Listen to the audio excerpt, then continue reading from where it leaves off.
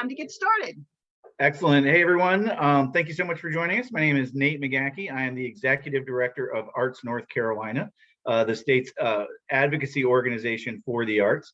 So glad to have you joining us today. Later on, we're going to be joined by Laura Way, President and CEO of Arts Greensboro, as well as Charles Phaneuf, President of United Arts of Raleigh and Wake County. We're really excited to have their expertise on this and so that they can share some of their successes with the CARES Act and talk a little bit about how that relates to local ARP funding as we are moving forward. But without any further ado, I want to definitely thank all of our Arts North Carolina sponsors that have helped us out all this year. Certainly Arts Day sponsors, but have really support the work that we do all year long. Really can't say enough about how we could not have done that, do what we do without them. So talking about the American Rescue Plan, right? So it's something you might hear it called the American Rescue Plan Act of 2021 or ARPA or just the COVID-19 stimulus package. But American Rescue Plan is its most common name, or ARP. This is a $1.9 trillion stimulus package that was signed into law by President Biden back on March 11th. And it's specifically for recovery from the economic and health effects of the COVID-19 pandemic. So economics and health are the two primary things. Now, stimulus checks, obviously a part of that, PPP loans, unemployment got extended out to September 5th. We're really excited about that. Support for vaccine rollout, all some really great things in there. But that's not what we're going to be talking about. I do want to make sure that you're aware that ARP also includes $122 billion for what is called the elementary and secondary school emergency relief, or ESSER funds. This is going out to all state and local school districts. So I'm just now sort of diving in to figure out what's going on with that. So keep an eye out for more information as we find ways that we can partner with all of our local school districts as well as the state. But that's going to be part of ARP as well. But what today we're going to focus on is the fact that that ARP included $362 billion in fiscal recovery funds, FRF, you might see it notated as, for all state, local, municipal, tribal, and territorial governments. And I mean every single one. So within the state of North Carolina, all 100 counties and 550 cities and towns. North Carolina is going to see 5.5 million of that. The North Carolina counties are going to get a distribution of about $2 billion, divided up amongst all 100 counties, and cities and town a little over $1.3 billion. And we'll talk a little bit more about that breakdown in a little bit. There we go. So the first question is that what can ARP funds do? What can they be used for? Now, the American Rescue Plan listed 4 specific things that is what these funds are supposed to be used for to help state and local government. And number 1 is the most important to us in the arts industry. That is to respond to the COVID-19 public health emergency or its negative economic impacts, including assistance to households, small businesses, nonprofits, or aid to impacted industries such as tourism, travel, and hospitality. And I don't need to spend a whole lot of time explaining to you how closely the arts industry, and particularly the nonprofit arts industry, fits as a recipient of funding through ARP, as described in number 1. Now, the other 3, it is important to know those because in order to access this funds, one of the things that I want us all to keep in mind is that we have to kind of look at this funding from the eyes of the local governments that are going to be spending it and how they're perceiving it. So they are also going to be concerned with essential workers, right? So those programs that are there to support and assist or provide funding for those essential workers throughout the COVID-19 pandemic, that is one of the key uses for these funds. Another one, and this was a really big one, lost government revenue. Remember, keeping in mind that that local governments and many state governments have lost a lot of revenue as a result, a lot of tax revenue as a result of the pandemic. And so this funding can be used to make those losses whole. They can basically be made so that, say, 2020 tax revenue can be made to match 2019 tax revenue, so that there don't have to be massive cuts across government services like education, transportation, and other things of that nature. And another one, and this is really important, and this is where a lot of the local governments may be looking to, is necessary investments in water, sewer, broadband, infrastructure projects, right? So obviously the arts are really important. We've all been making that case for a really long time, but we also really rely on our water and our sewer. And I think we all have become even more aware of the need for broadband internet across the state. So that's going to be a big focus of these funds as well. Keeping in mind that all of this is what we know now. US Treasury has yet to release detailed guidance about how this funding can be spent. So we're expecting to see that hopefully in the next few weeks. A little bit more about what these funds can do. First of all, look at our sources, right? We're looking at League of Cities, we're looking at Association of Counties. We want to be thinking about this as government. How is local government going to approach these things? What is League of Cities saying? These funds are set to shore up businesses and government stability, preserve jobs, and get people back to work.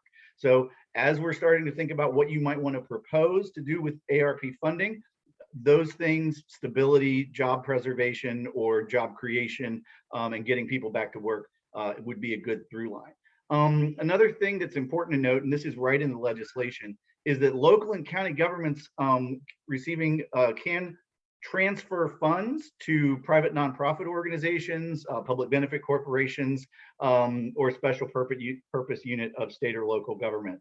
So it is possible that these funds can transfer to a nonprofit organization to utilize for further granting out or some other business or some other aid, relief, recovery package. So so a lot of flexibility in this legislation for the nonprofit space. So what can't ARP funds do? So governments cannot put this into pension accounts. That is very clearly forbidden in the legislation.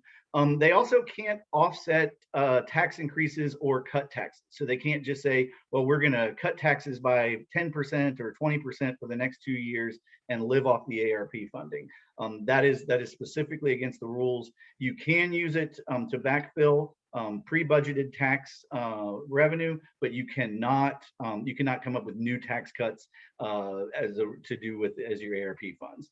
And also, anybody that doesn't play by the rules, which obviously, like I said, we're waiting for Treasury to come out with what those specific rules are, does have to pay back the money to the federal government or to the Treasury. So so there are penalties for not doing it right. So local governments are going to be keeping a close eye on whether or not they're playing by the rules. Now, something I really want to stress here is the temporary nature of the ARP funds. This is a one-time payout. So that's going to play very heavily into how local governments are thinking about the ARP funds. These points right here pulled from Government Finance Officers Association principles of how to approach that. So again, we want to kind of put ourselves in the shoes of local government and how they're going to be thinking about it. So the funds are non-recurring. So what does that mean? That the projects should be non-recurring. The expenses these are being used on should be non-recurring. So that's something that we really want to keep in mind. We cannot create a program that we want to happen for the next 20 years. This is going to be a tight time frame really for the next 2 to 3 years. So not going to create new programs. Can't use it. You definitely want to prioritize. Governments are going to prioritize replenishing lost revenue.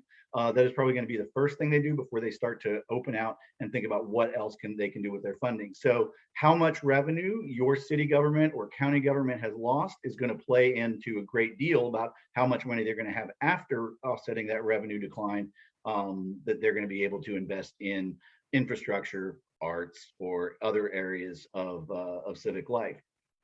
Also, obviously, the governments are going to be very careful to have some sort of restraint to make sure that that they're not getting into projects that are going to eventually cause operating deficits. So something to keep an eye out. And for this reason, you're going to see and you're going to hear a lot of governments that are going to lean into infrastructure projects, water, sewer, things of this nature, internet. And that the reason is because those are things that they can invest a lot of money in one time upfront, and utilize that funding. And while some of those infrastructure projects may have ongoing maintenance costs, a lot of them sort of won't have a lot of expenses right away. So that's how your government's going to be thinking about these ARP funds. I know everybody's really wondering about how much they get. Like I said, so state government, regular ARP funds, there's about $5.276 billion for the state, plus another 277 million roughly that can be used specifically for capital projects at the state government level. So that's where we get that $5.5 million figure from. And then you can see the breakdown of a little over $2 billion for counties, metro cities at about 672 million, and small cities and towns are going to div up about 682 million. So we're talking about almost $9 billion in funding for state and local government coming into North Carolina. When are we going to start to see this money? I do encourage everyone to use those links that are there. North Carolina League of Municipalities has a great downloadable Excel format sheet that'll tell you, that's going to be updated regularly and let you know a really accurate estimate of how much money your city, your town, and your county is getting. Also from March 8th, we sent out one that's maybe a little bit easier to navigate. It's just sort of a PDF where you can scroll through real quick and find your local government. When are we going to see these funds? Well, it's in the law says 60 days after the passage of the law. So that was March 11th. So really, these funds should be hitting state coffers and county coffers before May 10th. So sometime very, very soon. Obviously, the state, or not obviously, but so you know, state government, all 100 county governments in North Carolina, and 24 metro cities. And so metro cities being defined as those with populations over 50,000 are getting direct payments from the federal government. So that's going straight to the county, straight to those cities, and straight to the state. The 526 cities and towns in the state of North Carolina with populations less than 50,000, they will be getting their money from the state. So once the state receives those funds, they'll have 30 days to distribute that out to the municipalities across the state. So there's going to be two tranches. So really, you're going to see 50% that is going to get distributed in the coming weeks, and then in addition to that, the other 50% will show up within the next 12 months. Now, there is a deadline to spend these funds, and this is kind of ties into that temporary nature. All the funds have to be spent on expenses occurring before December 31st of 2024. So you can see there's a timeline there. So that's exactly why we're going to keep talking about the fact that temporary projects, temporary funding, because we've got to make sure that all of these expenses are in, or the funding can be spent to cover those expenses like in January or February of 2025, but all of the expenses have to occur before December 31st of 2024. So I want to touch a little bit on how we're looking at the North Carolina funds and the arts here at Arts North Carolina to kind of have some clarity amongst things that, certainly we've been talking about at Arts Day and calls to action and the work that we've been doing at the North Carolina General Assembly. Like I said before, we've got about $5.5 billion in ARP funds. But right now, the North Carolina General Assembly is not working on ARP. They are working on the biennium budget. So they're working on a budget for this coming year and the fiscal year after that. And we're hopeful that they keep with the same timeline and they're going to be wrapped up on this before the 4th of July.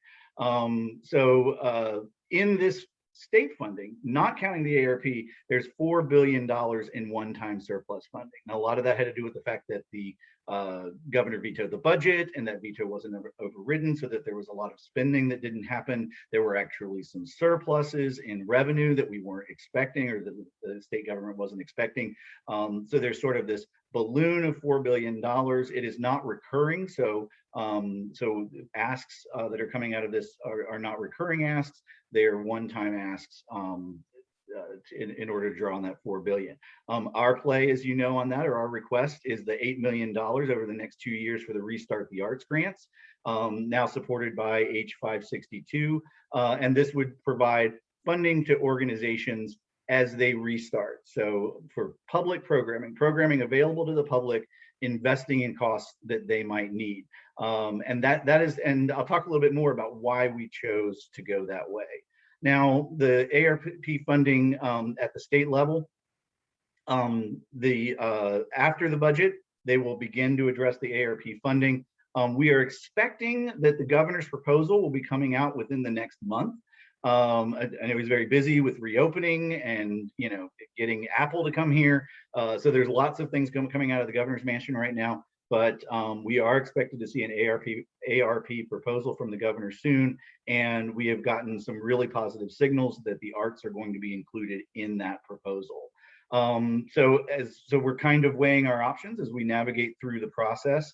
If Restart the Arts is not in the budget, then it is a program that is that still could have a very solid life and be a good pitch to become an ask from ARP funding after the budget. If Restart the Arts is in the budget, ARP funds could be used to expand that program, to make it more accessible or cover a wider variety of expenses, or ARP could be used for a separate relief or recovery fund for the arts in some way. A lot of that's going to depend on the governor's proposal. So obviously, Arts North Carolina is in the process of moving through not only the state budget process, but also keeping an eye to ARP funds as well. Also, in addition to working for direct funding, we're keeping an eye out to make sure that anything that comes up in terms of programming or policy around ARP or anything else is inclusive of nonprofit organizations, as well as making sure that anything that's listing that addresses hard hit industries is certainly including the arts, particularly the performing arts, but really the entire arts sector in that hard hit industry umbrella, along with tourism and hospitality and restaurants, et cetera. And also we're going to be working as closely as we can, much like we did with the CARES Act funding with the North Carolina Pandemic Recovery Office, to make sure that we've got clarity around how these funds can be spent, not only at the state level, but at county and local governments as well. So I want to talk a little bit about how one may approach accessing ARP funds. These are really good ideas for advocacy at the state or at the local level for anything. There is lots of different ways that you can approach advocacy. There's lots of different ways that you can approach asks. This is a method. A few things I want to think you should keep in mind, specifically to ARP, but like I said, really this can work for anybody. And keeping in mind that if you're trying for ARP funding and you don't get it, continuing these methods and continuing this conversation is good for the long game, right? Like, this is really about building a case for public support of the arts, which is important for ARP, but really is important for public policy and funding for the arts in general. Seeing the opportunity, and I think this is important, providing the right program at the right time. And I'll use CARES Act versus ARP and what we've done at the state level. When we were making the ask last year, and we saw that $9.4 million come through in September, relief was what we were talking about. We hadn't even seen the biggest surge yet from COVID. And so relief to organizations to stay open was a key part of the ask, right? But now you can see that we're asking about restarting, we're talking about recovery, we have a positive vision for reopening in the future. So in this moment, that positive vision is going to be a stronger ask. So make sure you find the opportunity with the right ask. How do you create the ask? You want to have this good idea, right? Like, what is that going to be? What is that program? But you need to support it with a really strong narrative about what it is and who it's going to help, and then have the information and the data then to back that up and contextualize that ask. If any of you have done any of my advocacy 101s, you know exactly what I'm talking about. Create a coalition, right? Like a big chorus of a lot of different voices. The more people that you have, particularly the unlikely champions, the bankers, the chambers of commerce, those are the folks that probably serve on your boards. Have them as part of your messaging, have them making that ask because that helps to make a really strong case. Maybe you've got a champion inside the county commission or the city council that's going to be your go-to person as you sort of create a coalition around getting this funding included. And be consistent, because if you have got a really big choir and they are all singing a different song, then you have got a big mess. So make sure that your messaging is clear, that it's simple, and that everybody knows and is working from the same script, so to speak. Don't be afraid to make the first move. I'm encouraging everybody, if you have not had a conversation with your city and county government, and really please have it with the city and then have it with the county, or the other way around. Even at this point right now, to just reach out and say, I would like to be considered. I would like to be part of this conversation. Allow me to get a proposal in front of you. Don't wait for a county commissioner to come to send you an email, say, hey, do you need some of this ARP funding? Now is the time to act and get your foot in the door, and then continue that conversation over the next several weeks and months. Be the expert, right? And don't be afraid to be the expert. Go ahead, read the information, know your articles, know your talking points, and be confident in that knowledge, right? Present it in a way that you know what you're talking about, because you're the arts person, and it's okay that you are the expert. So go ahead and own that role, and that's going to put you in a position of strength. Certainly understand the political landscape, what's happening. If your water system is breaking and springing a leak on Main Street, maybe that day is not the time to talk about arts funding when they're all thinking about infrastructure funding. Plus, know your players, know who's on the city council, know who's on the county commission, get a sense for who they are and what they support or what they don't support. And that's going to help you to frame your message, and to define your win. Sometimes we ask for things that might be more than we need, and then if we get less, that's okay, right? And I think it's also important that sometimes you ask for what you think you need, but what you end up getting might not be exactly what you thought, but could still be very useful. And again, even if you don't access ARP funding, having this conversation and starting this conversation with local government is tremendously important on the long term. So please continue the work, and don't just, if you haven't been engaged with your local government, I encourage you to, this is a perfect opportunity to start and continue that work regardless of how successful you are specifically on ARP funds. Now, when we're talking about making the asks, right? So what is that ask?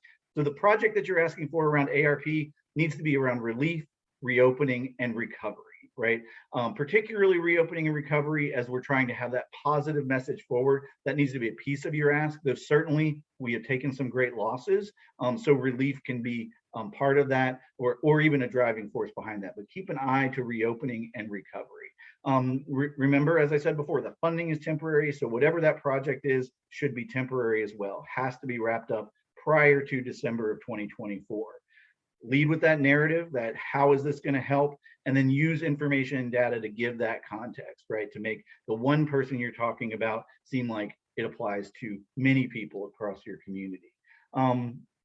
Don't just talk about your problems. Don't just talk about your losses. How are you part of the solution? How are the arts there to fix the broader problem of recovery as we move out of the pandemic? What is that role? That's going to be the strong positive ask you want to lead with. Obviously, talk about how the arts are vital to both the community, which is important, but also the economy. And I think you know that Arts North Carolina provides a ton of information there. And don't just say we want to get back to the way things were in 2019, because I think we want to do better, right?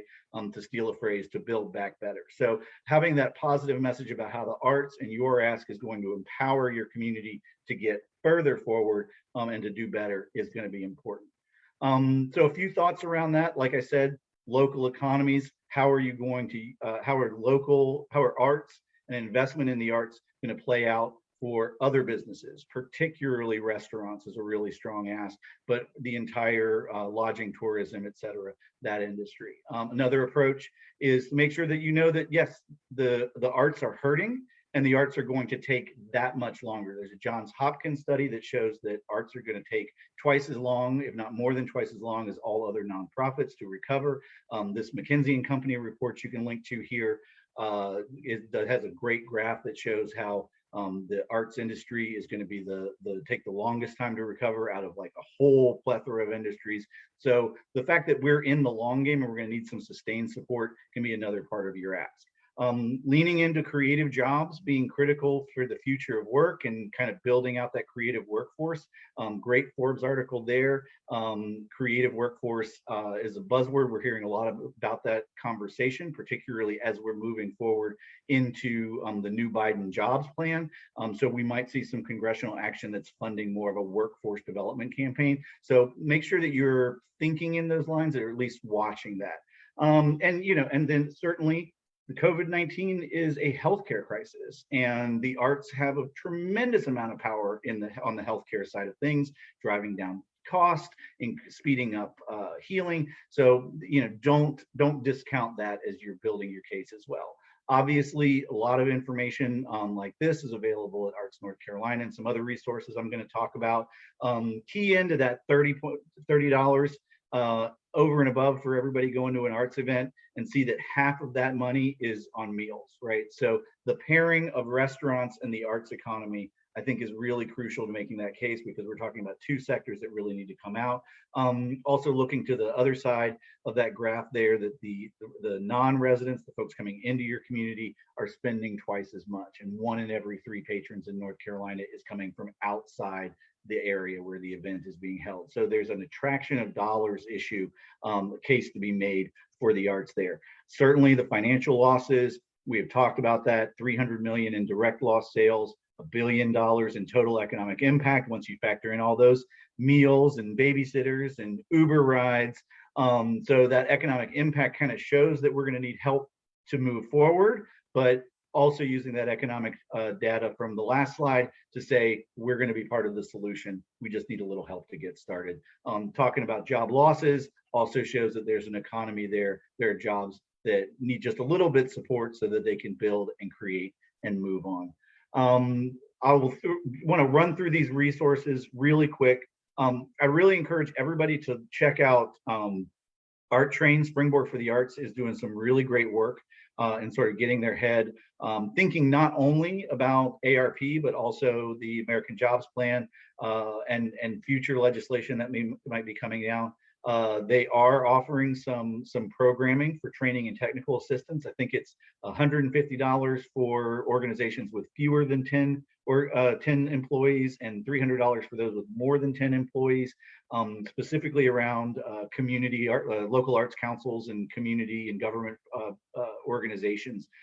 So I encourage you to check that out. That memo is a really great resource. Arts on the Street, that's a great little two-page piece that really kind of emphasizes some of the things that we've been talking about as an interesting approach, and very well written, quick read to sort of get your head around how to approach ARP asks. Arts North Carolina, obviously, we've got some great resources. I encourage you to check out Put Creative Workers Back to Work, the amazing research that both National Assembly of State Arts Agencies and Americans for the Arts have available as you're building out the ask. And then also to remember that you're talking to government and trying to convince them to make an investment. So think like government, right? Go to the government resources, read what they're reading, see how their national organizations are advising them to invest these funds. And then that's going to help help you to understand how best to make your ask. So I want to throw out a special thanks to South Carolina Arts Alliance and Californians for the Arts. Both of those executive directors, GP in South Carolina, GP McLear and Julie Baker out in California, had thrown together some presentations and done some research that they shared with me, which heavily influenced all of the mountain of information that I just threw at you. So a huge thank you to those organizations. And certainly anybody that has questions after this webinar can reach out to me at nate@artsnc.org. That is my cell phone number there. Yes, I am crazy enough to give that to you to answer any questions I can. Christine, do we have any immediate questions? Yes, we do. And I think this is important to clarify for new advocates, people who maybe haven't done this before. The question is, maybe I'm not understanding, but who are we going to make this ask to? Our local government? There will not be a clear way to apply for this funding like there was for PPP. So that is for new advocates, that's an important clarification. Absolutely. So this is not a funding program like PPP or shuttered venues, right? Like this is not something that is being set up by the federal government to access. This is funding that is being given to your government. And when I say your government, I mean every level of your government. So between counties and cities, there are 650 governments across the state of North Carolina that are going to be receiving some level of funding from the ARP. You need to have that conversation with, if it's city officials, then, or if it's city money that you're going after, it's going to be city council. That's who you're talking to. Or you can have a conversation with the city manager or town manager. If you want to have a conversation at the town level, or excuse me, at the county level, that would be, you know, county manager might be a good place to start. But you know, you're going to have these conversations with county commissioners as well. A lot of people get a little daunted if you've never done this before. County commissions, city councils, these are usually made up of 7 to 9 individuals. So, you know, when we're trying to get things done at the state level, we've got 170 folks that we're talking to, 50 in the Senate, 120 in the House, plus a governor and his entire administration. When you're talking about the federal level, there's 100 in the Senate and 435 in the House, right? So those are really big asks. But we start with 1 or 2 and we build out a coalition of legislators from there. So at the city level, you know, if you've got 7 city, you know, or say you've got 6 city councilmen or city councilors, excuse me, and a mayor, so that's 7 votes, you got to get 4. And that's how that works, which is, so it's manageable, right? You just have to make this case. See if you can find, you know, start those conversations with those city officials. You're going to probably be able to tell pretty quickly who might be your ally, and have that conversation. They might give you some advice on how to talk to the next person, et cetera, et cetera. So this is a conversation you're going to have city, county government, and Arts North Carolina is continuing to work at the state level. Anything else before we give Laura a chance? Yes, this is a follow-up question. Do they have to make those connections? They need to make those connections before May 10th. Is that correct? Because that's when the money is going to be distributed. I say that first and foremost, just fire off an email, and you can go to your city or county website and just say, you know, I'm an arts organization or I'm the local arts council. We know that there's ARP funding. We know that the community has a lot of great needs. The arts is one of those, and I would love the opportunity to have a conversation, you know, and continue to try that. You might not get a response on the first email. Call the office, right? Like go ahead and if you don't have the full presentation ready, you don't have a full ask, get your foot in the door and just let them know, just have them think it. And if they shut you out cold and say there is no way that this is going to happen, you know, don't necessarily waste your time, but at the same time, be consistent, right? Like, you know, show up to the city council meetings, continue to write them. That's what advocacy is really all about. For those of you that follow our work, you know, we just recently got the arts high school graduation requirement passed last year. It took a decade. So it didn't happen overnight. It didn't take 2 years. It took 10. Actually, with some other things going on, you could argue that it took 12, 13, 14 years. So so advocacy does take time. But I encourage everyone to start the process because eventually it will reap benefits. All right. So I want to move on because I want to make sure that we have time for our fantastic guests. You know, so Laura Way, obviously President and CEO of Arts Greensboro, and Charles Faniff, President of United Arts of Raleigh and Wake County. Remembering that, you know, back in the CARES Act, the only governments that had guaranteed direct funding from the federal government were 3 counties in North Carolina, Wake County, Guilford County, and Mecklenburg County. And Mecklenburg County was also successful in getting some CARES Act funding as well. But as you can see, Laura and Arts Greensboro obtained $700,000 from Guilford County's CARES Act money. Charles, $1 million for Wake County for nonprofit arts. So I invited them here to talk a little bit about their process and their experiences, because I think that it's going to really inform how we approach those ARP funds. So Laura, I will let you take it away and share your wisdom with us. I don't know about my wisdom, but I will share my experiences. First, I'd really like to thank you, Nate, for the leadership you have been providing. I didn't think there was anyone who could talk faster than me, and I think you did. Very good job. So in Guilford County, for the CARES funding that we were able to secure, my colleague in High Point, who's on this webinar, Debbie Lumpkins, and I went and talked to the county leadership and made the pitch that Guilford County's arts organizations had devastating losses from the closure, and that there was true risk that many organizations would not be able to reopen. And we have an advocate on the county commissioners, Kay Cashin, and she took up our cause and helped make the CARES funding available to us. It was a much needed shot in the arm for Guilford County, for many organizations. However, the CARES money had an inequity built into the formula, in that if you were a small emerging organization and had shuttered, you weren't necessarily eligible for CARES funding because that was on a reimbursement model of business expenses. So Arts Greensboro had launched a re-entry and reinvent campaign last year. And we made funds available to the smaller arts organizations to help them as they were in this relief period of figuring out how they were going to reopen. For the new AERP money, I put a proposal in front of Kate Cashin, who has continued to be our advocate, and she is talking with her fellow commissioners, and the request was for $2.5 million, is for $2.5 million. Now, the final outcome is many meetings to go yet, but the intent of this money really is to help not just jumpstart, but solidify a base of support for arts organizations. It's not project-based support, but it is, how do we come back, work our way through the period where audiences may be hesitant to come back into performing arts spaces or venues? How do we help make sure that our artists and our creative, others in our creative economy can get ahead of where they are now?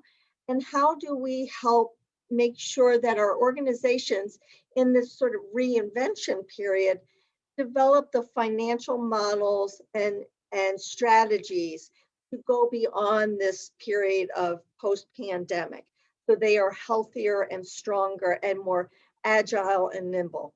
For anyone who's in Guilford County or heard about the lunch and conversation we had on Monday with Ben Cameron from the Jerome Foundation, and Rebecca Thomas from who works with SMU Data Arts and is a consultant out of New York City, they really brought home the point that organizations really need to look at their business models, their liquidity, their ability to adapt and change and take creative risk and be bold, but be very diligent and astute in how they plan for the future, with a little p, not necessarily a capital P, so that they can adapt and mold. But organizations need access to capital. So my request to the county really is, let's get our organizations out there, let's get them moving at full steam, not returning to the past, but within this, provide opportunities for organizations to continue to evolve and change into a new economic landscape. We cannot expect that things such as this pandemic, COVID-19, will not happen again. The likelihood of catastrophic events happening in the future are higher now than they were 5 years ago. So we need to develop more sustainable models within our infrastructure, both for-profit and nonprofit.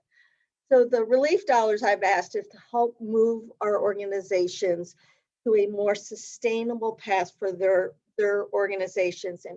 And I'm doing that with an expectation that Arts Greensboro will have to match those dollars to help organizations reinvent and reconnect to our community.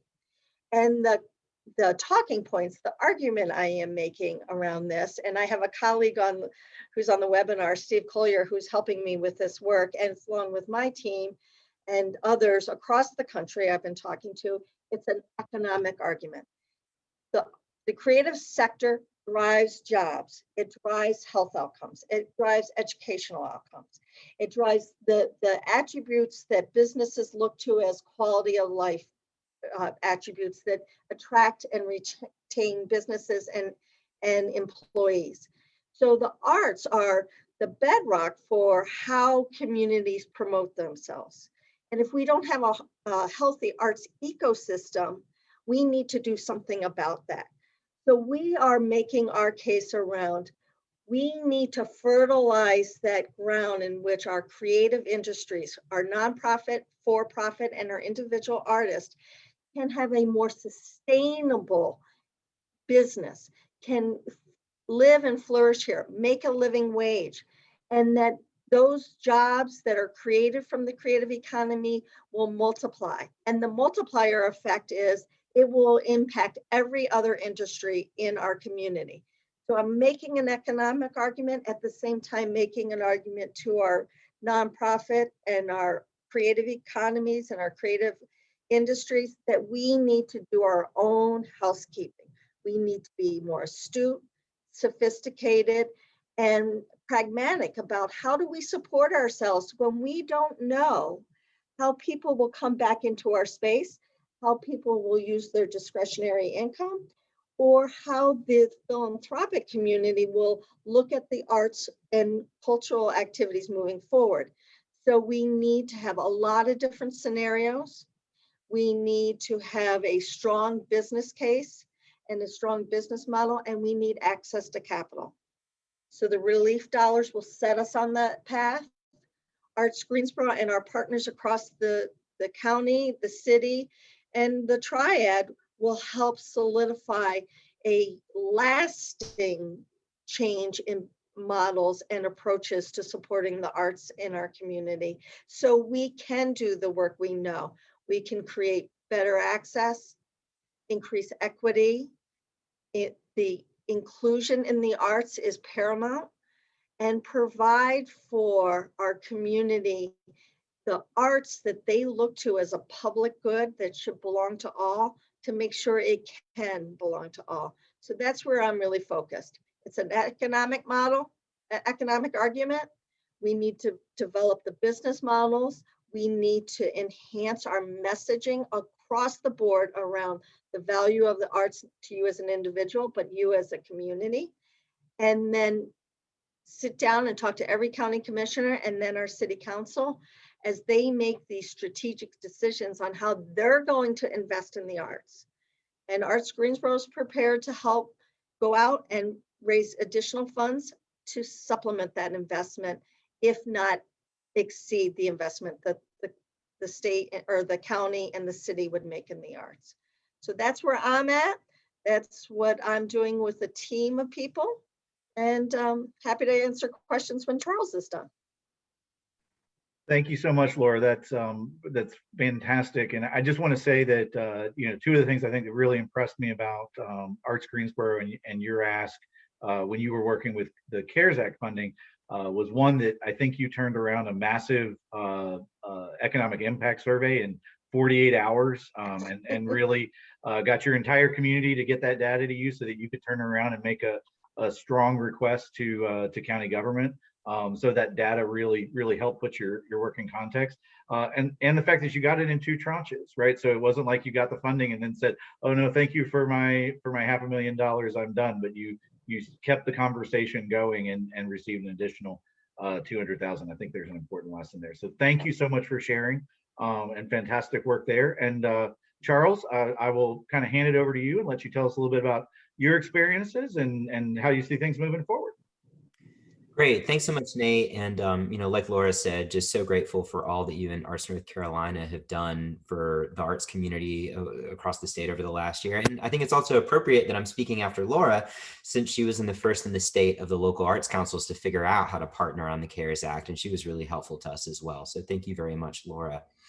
And I've got a slightly different approach to talking about this. I think similar to where Arts Greensboro is, we're in very early conversation about the American Rescue Plan with Wake County. But I just kind of looked back at my notes and just tried to find a few things that I thought might be helpful for those who are kind of giving this a first crack, unlike what Guilford, of course, Mecklenburg, and Wake. This will be kind of while a different ask, at least we have a little bit of practice doing something more similar to this. So looking back at my notes and correspondence around the CARES Act, we initially began speaking with our elected officials and staff back in the spring. As we began calling around and letting them know that arts councils both in the state and across the country had figured out how to partner with their local governments on the CARES Act, we got some really different responses. And I think a lot of that depends on how much either the staff or elected officials already knew about the arts and our economic impact, or whether they kind of needed more of a refresh on that. It was also really interesting, and kind of, I think a thing that's worth remembering is that we also had a number of questions about the North Carolina State Constitution and whether grants to organizations and individuals was permissible. And that's a question we eventually ended up answering, but that was something that we spent a fair amount of time on. And if you're curious about those conversations, the UNC School of Government has a number of things written on that topic, and I'd be happy to speak with you offline, or I'm sure Laura would be too. But still, even though we were getting very mixed responses initially, we put together an ask. And in August, I sent around a survey to all of the executive directors of our nonprofit partners. And I just asked them a few high-level questions. How many positions did you eliminate? How many positions furloughed or hours cut? What's your change in the number of artists you are paying? And also your change in the organizational budget. And I offered that executive directors could email me their responses, or I'd be happy to have a phone call with them. And the reason for that was a couple things. One thing, I wanted to be able to kind of gather those stories. But then second, I felt like a lot of the answers were very contingent. It was hard to give a lot of clear-cut answers about like, well, we definitely know, or, because a lot of things were, well, if we do, if we continue to be closed, then we will do X, Y, and Z. But, I wanted to hear these stories as well about, even though we've eliminated X positions, we've also been able to, create hundreds of masks. We've been able to partner on, any number of relief efforts for the community that aren't art specific. And those conversations were fruitful in learning that information.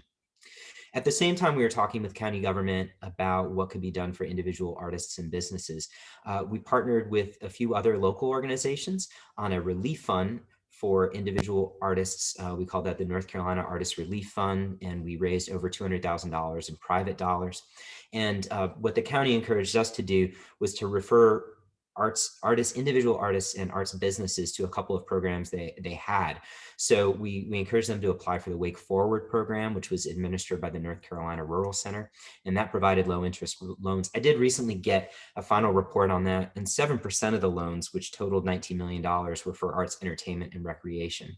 So some of that funding did go to arts related businesses. And we've also encouraged, and we continue to do this, and I would highly encourage everybody to think about this, especially as it relates to your individual artists and your arts businesses, is to think about the other programs that your county or local, or your city or town are offering that provide relief for individuals. So we've been encouraging people to look at the utility and rent relief programs, both offered by the county and the city of Raleigh.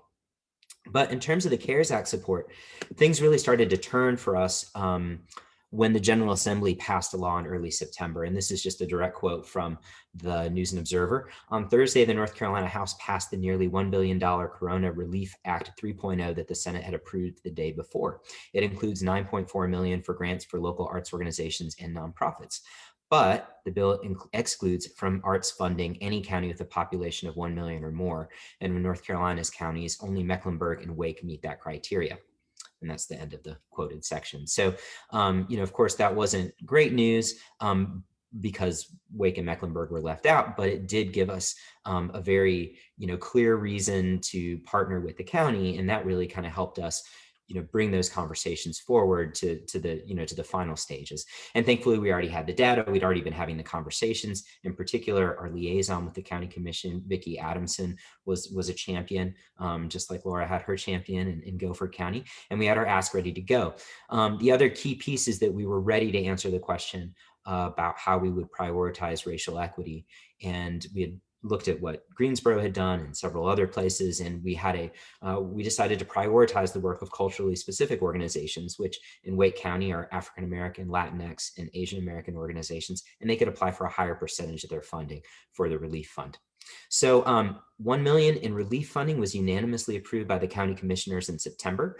We got an application out in mid-October, and it was due in mid-November. Big shout out to my colleague Reagan Carlisle on our team for making that happen so quickly. And we distributed the funds in early December. We sent a final report to the county in January and made a presentation to our commissioners. And I felt like this was, this was really important to help everybody. I'm going to share my screen real briefly to help everyone understand what it is that we had done. So we tried to kind of anticipate some of the questions they might have about the average request, the average grant. We capped applications at $50,000. So these were kind of artificially low numbers compared to the losses that organizations had sustained. We broke it out by municipality. That's an important thing in Wake County. We broke it out by discipline. We talked about how many culturally specific organizations we funded. And so this was kind of how we fed that data back. And you can find this on our website, unitedarts.org. And so in closing, I guess I just wanted to share, now having a little bit of time after this process has been done, what I learned from this process, and Nate, Laura, and others were really helpful, is to really always have that information ready, to have the stories of the impact, and to keep that conversation going, even if the answer isn't yes right away. So thanks to Nate and Arts North Carolina for bringing us here together. Look forward to hearing what other questions, and I want to say good luck to everybody on continuing. I think that my other, I guess, thing I've realized is I think that, what has happened over the last year really shows the impact that local arts agencies can make, especially in these moments, because it's really important that we go forward, to make the case with one voice. And so I'm really grateful we've had an opportunity, and I just wish all of the other local arts agencies the best in continuing this work, because our communities really need us right now. Thank you so much, Charles. And I will, as an added note, I will say Charles did an amazing job throughout the entire pandemic, even though it started, what was it, like 4 weeks after you started in your job as president of United Arts? And Laura, I don't think you had been at Arts Greensboro that long before. So this was definitely I felt like an old hat being 2.5 years into this, and everything went sideways. So you guys did just an amazing work in your local communities. Thank you so much for that. Christine, do we have any questions? Yes. The first question is it recommended for our local arts council to approach city county officials, and then funds are distributed through the arts council? Or is it okay for individual entities to approach and make the ask? So I'll take a swing at this first, and then I will definitely let Charles and Laura weigh in as well. I would say that arts councils are usually, in most cases, the best place to start. They're in the best position to build a coalition. They know they have usually already have a kind of a direct funding relationship with city or county government, or administering grant programs or things of this nature. So and might also already have an advocacy piece to what they do. So I always tell people to start with their local arts council first. I mean, if you have a local arts council that just has no interest in accessing this funding, then certainly I guess you could go outside of the arts council to have that conversation. But I always think you start with the arts council first, because that's going to be the best place to equitably and to be most effective, and then to make sure that there's an equitable distribution. And I don't think Charles and Laura are going to disagree with me on that, but I'll let them. It's helpful to speak in one voice, and I know the commissioners don't want to hear from different interest groups who have different priorities. So I just think it's more efficient and equitable. Yeah, I would agree with what's been said. And I mean, because it hasn't been mentioned yet, I just, I think a number of us across the state have been talking more about our local advocacy over the last few years. regardless of the CARES Act and the ARP. And, and I know that in Fayetteville, they've put together some advocacy events. We had one in Raleigh in the past couple of years, both with our city council and in Wake County with our county commissioners. We ran a forum as well as a meet and greet. And I know there have been other examples as well. So I guess I would, just to the question, I'd say, this is not a one-shot deal. It's part of a larger local advocacy strategy. And if you're not in your county, working on how you're engaging candidates before they even got elected, that's a real opportunity that probably begins with your local arts council, but of course not every county has an arts council. So, some of that is situational. And remember that the vast majority of municipal city and town elections happen this year. So, so every year is an election year, and elections, particularly early on when candidates are looking for any platform to be heard, is a great time to get engaged in those events and have forums and meet and greets and things of that nature to elevate your issue. Okay, we have another question. I'm curious how Laura and Charles and others are balancing the case for funding to provide restart recovery support of other arts organizations in your counties with the need for funding to sustain the Arts Council's own operations and programs. This person is from Chatham County. It says it feels very particularly important in rural urban counties like Chatham, and wants to know how these two are including it in their asks. That's a great question, and I would be the first to admit it's a difficult balance doing both. I'm looking at the long game here, and we need to balance both, but we have to have a compelling argument. And I think the compelling argument for continued sustainable support for the Arts Council, which supports our arts community, is that we are making a difference, an economic difference in the lives of our citizens. And that is driven by the creative sector. And so that's where we're focused, and I think it's additive. Yeah, I wouldn't disagree with anything Laura said. I mean, I think the only, I think that, just like each ask to a private individual is case by case, I think it's the same thing. I mean, I think these are case by case asks as well. In the case of the United Arts Council, we administered the CARES Act money without taking any of it, but we were able to do that because we actually were able to get out of the lease for our office building and move in. We're going to be moving into a county owned facility. So that saved us a decent chunk of change. We had eliminated a position, and overall, we did not really see that much of a dip in our fundraising. So I would not say that's like always the answer, but I think that strengthened our ask in this situation. And I think, you have to look at it, right? Like part of the question, and I think with the ARP, what's hard to answer about that question, Cheryl, I think is that the ARP, depending on what you ask for, you may have some overhead costs in administering it. And that may not be realistic. But on the other hand, if it's more of a pass-through type thing, then maybe that seems fair. But I guess I would say that I think we will approach each one of these asks on a case-by-case basis. And especially, because we have our annual funding conversation with the county, none of it happens in a vacuum, right? Like it's all, you might ask for an increase in this one area and say, well, if we do that, we can do something different over here. But I guess I'll stop rambling, but it's all connected, I guess. It's hard to answer that out of context.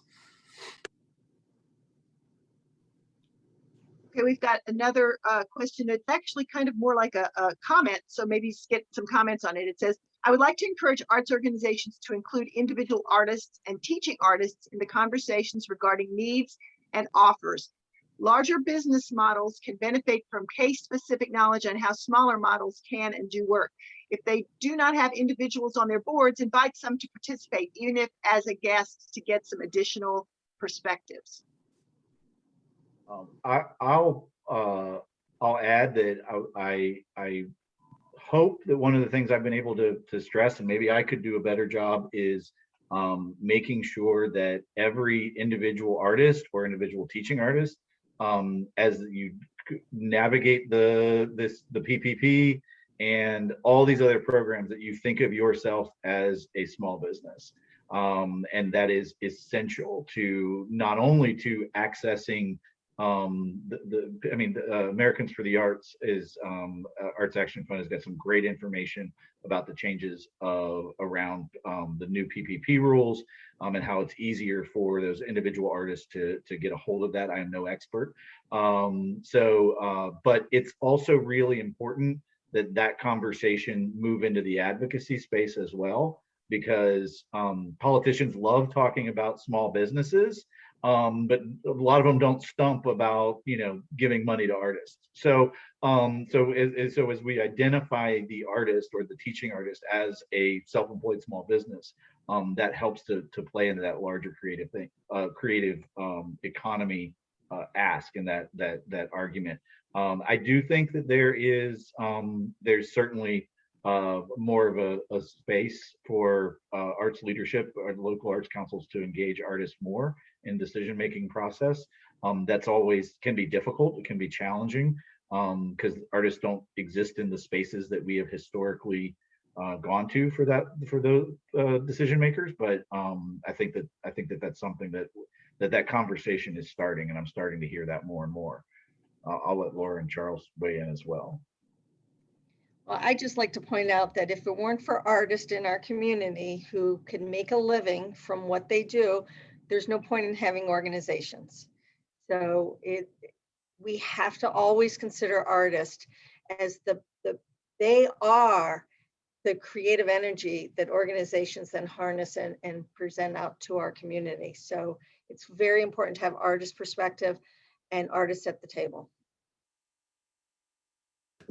Yeah, I would second what's been said. And I think Nate's assessment is fair that, we traditionally as a field have not found the right ways to do that. And that's the thing that we're talking about. And I think a lot of arts councils, just how do we invite more feedback? And I would say it's not necessarily unique to individual artists. I think the same can be said sometimes for arts nonprofits, even though it might not seem that way from the outside. But I appreciate the point, Janine, and thank you for raising that. And I think that, it's the one lesson I learned is, one of the many things that Arts North Carolina has been doing in the last year is we started a DEI committee, engaging not only board members, but a lot of folks from the BIPOC community statewide. And right at the very beginning, just trying to start to have a conversation about how to engage, how Arts North Carolina as an organization could engage the BIPOC community better. It immediately became a conversation about how do we engage artists better and how do we make them a part of the process more effectively. That it wasn't just a BIPOC issue. It was you're not reaching artists, and that's a problem. So I think that's something that a lot of organizations, Arts North Carolina included, is thinking about moving forward. Okay, that's all the questions we seem to have. All right. Look at that, and it looks like that's just a hair over time. So I think we're doing so well. I just want to say, Laura and Charles, thank you so very much for joining us on this really important conversation. I know this is the beginning and not the end, and we're going to be having these conversations for weeks and months to come. Arts North Carolina is going to continue to keep an eye out for that Treasury guidance. And make sure that we're staying attached to the North Carolina Pandemic Recovery Office about what the Treasury guidance says and how it's being interpreted in the state. And so that's going to be the next step of this process. But I do ask that everybody that has that lives in a city or a county, which is everybody, to go ahead and start that conversation as soon as possible. So thank you, Laura. Thank you, Charles, and thank you all for joining us.